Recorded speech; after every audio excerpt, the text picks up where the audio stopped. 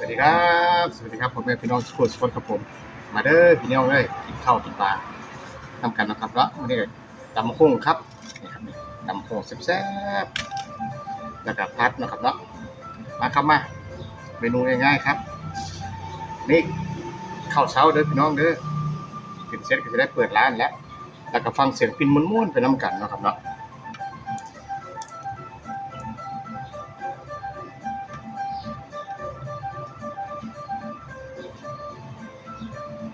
กับข้าวแซ่บกินบ่ค่อยแซ่บปานใดดอกพี่น้องเอ้ยปวดฟันมันโยก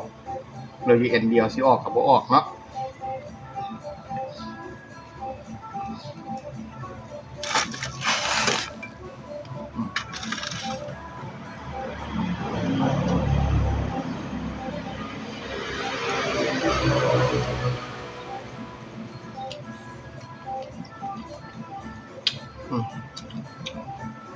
แซ่บครับ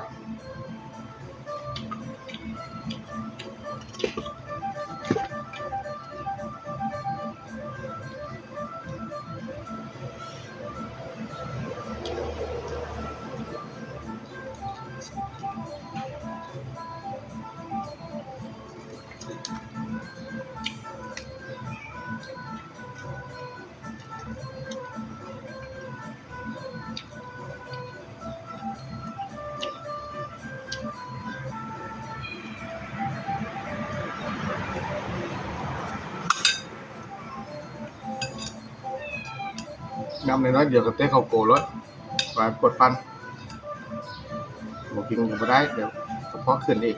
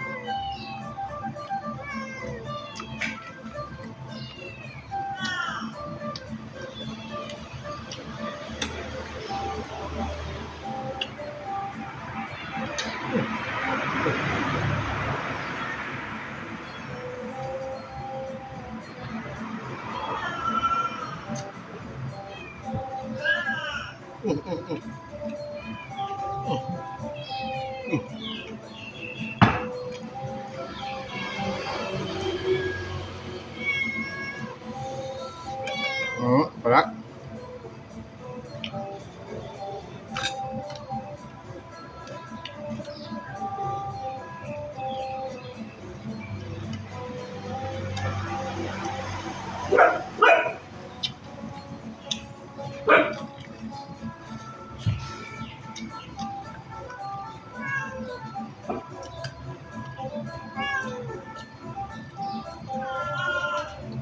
หลายๆคนบอกไปถอนฟันกับหมอหรือว่าผมว่าให้มันออกของมันเองมันโยกจนเหลือเอ็นเดียวครับเป็นไง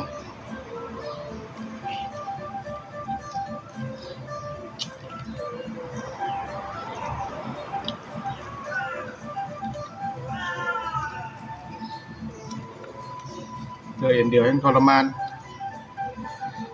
เพราะว่าฟันมันกูเล็กไว้ไปค่อยมาอยู่เนาะ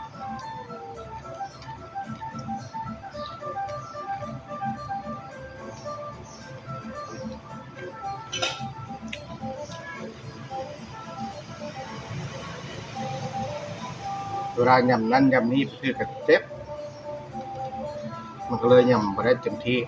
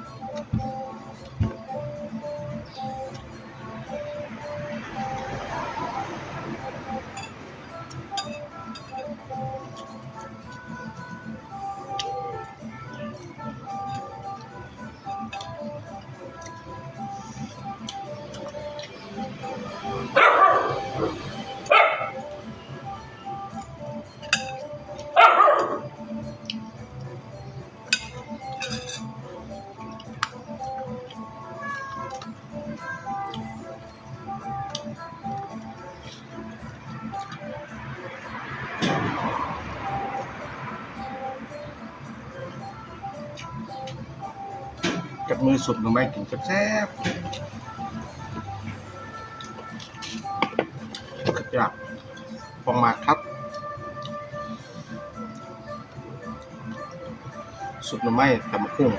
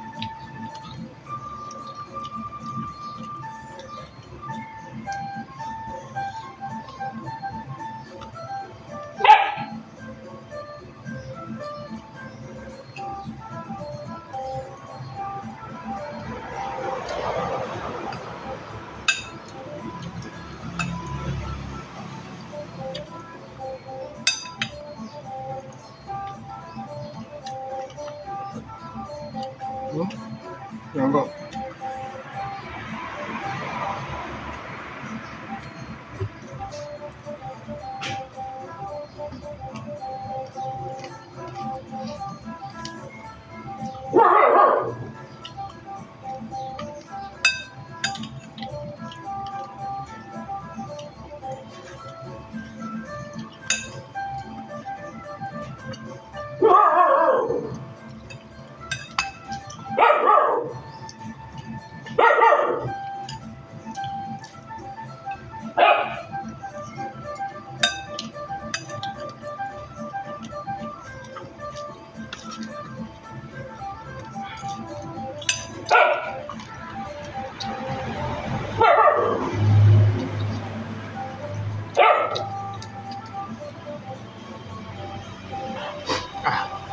แบกบ่าวลูก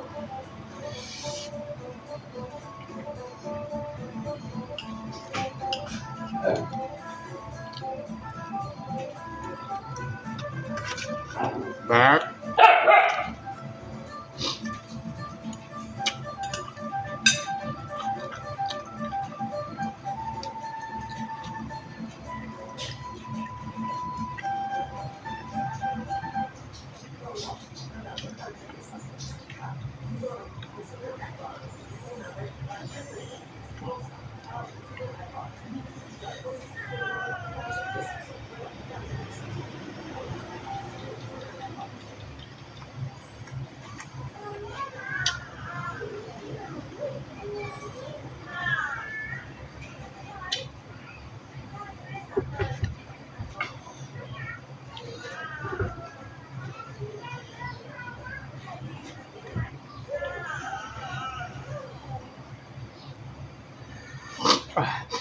แซ่บครับลูกค้ามาแล้วครับไว้พบกันคลิปหน้าครับผมสวัสดีครับ